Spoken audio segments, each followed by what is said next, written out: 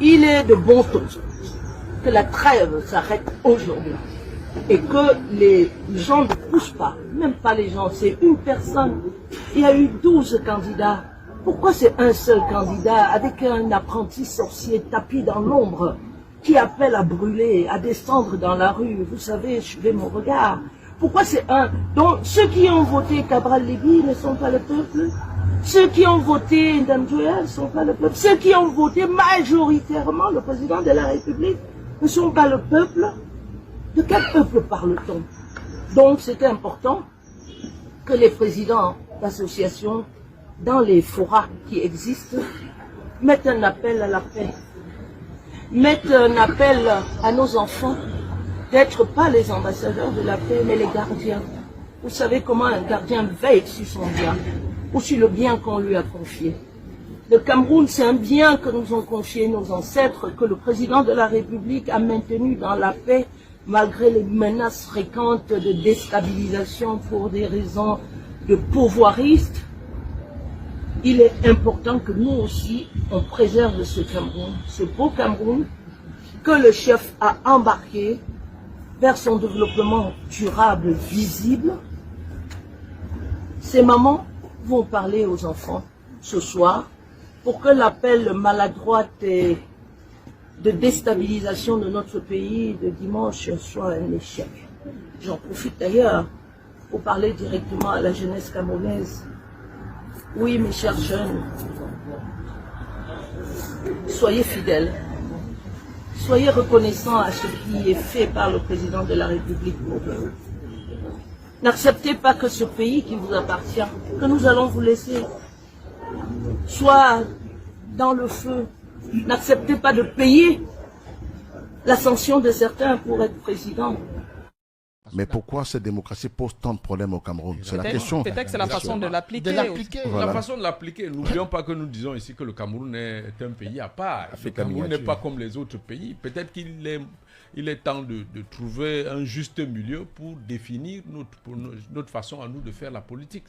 Donc ce sont des réflexions comme ça parce que en même temps, quand on voit des pays qui ont refusé, j'ai envie de dire des pays qui ont refusé cette démocratie et où les citoyens vivent bien, je prends le cas de la Chine, même si la dictature ne plaît pas toujours, mais il y a des pays... La Chine n'est pas un pays de dictature. Ils ont une démocratie là-bas, c'est que l'élection, ils ont un parti communiste. En fait, c'est leur idée de leur pays. Oui, mais... C'est un pays communiste. Il y a une opposition au sein du parti communiste. Donc, ils ont un grand parti national, donc le parti qui régit la vie de la nation, le parti État. Voilà. Et à l'intérieur, maintenant, il y a des courants de pensée, il y a l'élite, il y a des courants de pensée, ainsi de suite là-dedans. Évidemment qu'il y a des lignes et c'est un pays qui fait des élections aussi. C'est un pays qui fait les élections et où la oui, mais il y a des lignes à ne pas franchir. Il y a des lignes à ne pas franchir. Donc, avec ce que nous voyons ici chez nous, là-bas, il y a des lignes à ne pas franchir. Je crois qu'il y a quelqu'un qui avait parlé de démocratie tropicale. Voilà, je pense quand même que le problème, je l'ai toujours dit dans mes propos, qu'on ne peut pas faire un bon devoir avec un mauvais sujet. Et c'est pas parce que l'enseignant n'a pas de compétences que l'école est mauvaise. Non. La démocratie, justement, les gens doivent choisir le mode de gouvernance, ils doivent choisir qui doit les gouverner. C'est eux qui choisissent, c'est normal, c'est fondamental, c'est un droit qui n'est pas négociable à chaque individu.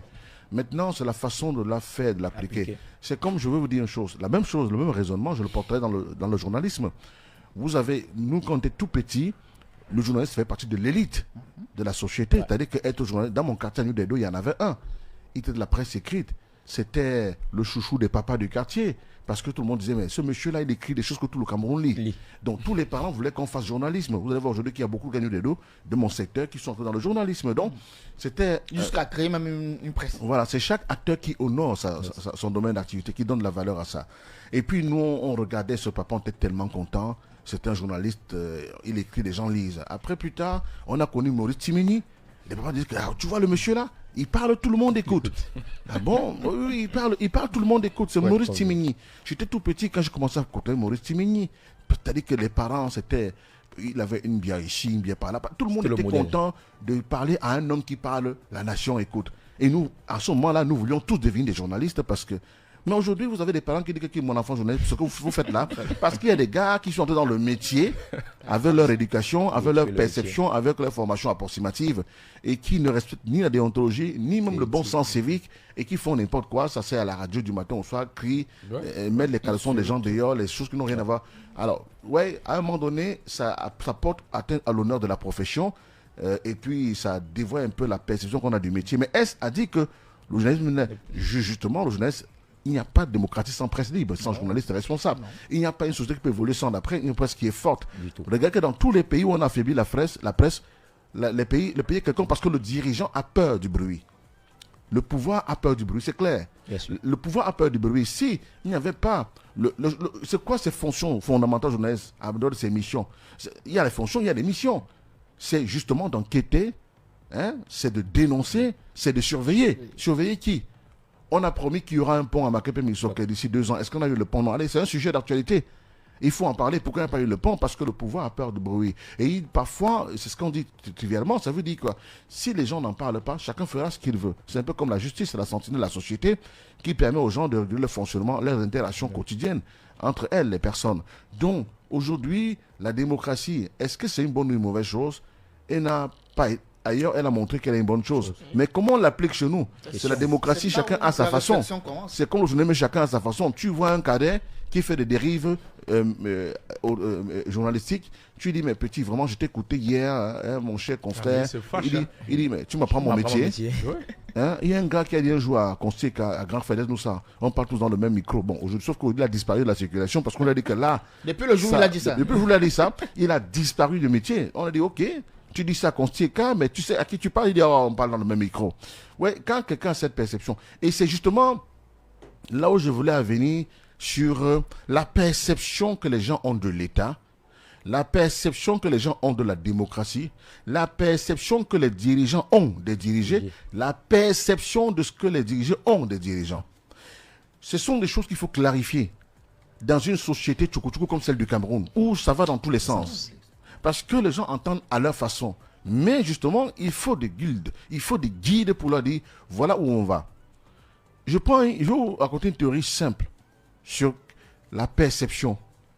C'est la perception qui va déterminer tes intentions vont déterminer tes actions. Aujourd'hui, quand on dit démocratie, qu'est-ce que les gens entendent par démocratie? Ça veut dire quoi? Ça veut dire que le peuple est souverain. Qu'est-ce qu'on appelle un souverain? Expliquez. Un souverain, c'est quelqu'un qui est doté des pouvoirs suprêmes, qui a autorité dans un espace défini et qui décide à sa guise. Ça veut dire que si le peuple décide qu'aujourd'hui, nous allons passer à un mode parlementaire, il va le faire entendre à travers ses leaders, à travers les médias, à travers l'expansion de l'information.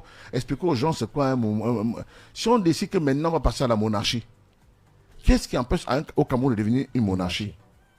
Même si elle est républicaine comme au Sénégal, comme au Maroc. On peut décider maintenant qu'on veut maintenant un roi, avec un premier ministre qui est puissant. Ça, c'est le peuple qui décide. Mais ça part d'où? Ça part justement des leaders associatifs qui vont dire, bon voilà, vous savez, pour qu'on soit mieux gouverné, on va changer les méthodes. On peut essayer d'avoir un président honorifique qui est seulement là pour planter l'État. À l'ONU, par son rôle, c'est de faire le voyage. Mais le pays est dirigé par un premier ministre qui est puissant.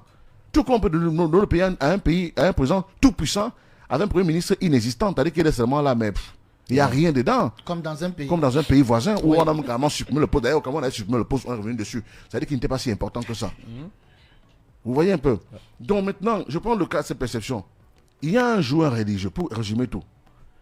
Il y a un religieux qui prend ses congés et décide de visiter une congrégation sœur. Il fait donc le voyage, un long voyage, et il arrive dans une autre ville, une autre contrée, où il va voir